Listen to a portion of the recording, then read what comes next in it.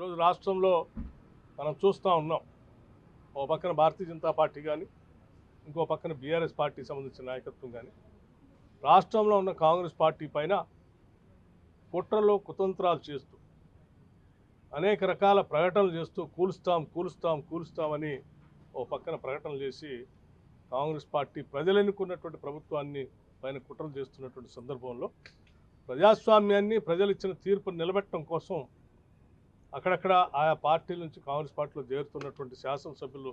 చేరికలు జరుగుతున్నటువంటి ప్రాంతంలో అనాదిగా కాంగ్రెస్ పార్టీ కోసం పనిచేసిన సీనియర్ నాయకుల్ని లేకపోతే వారి సేవల్ని కూడా ఎలా అయితే చేరినటువంటి శాసనసభ్యులకి తగు రీతిన సముచితమైన స్థానం గౌరవం ఇస్తూనే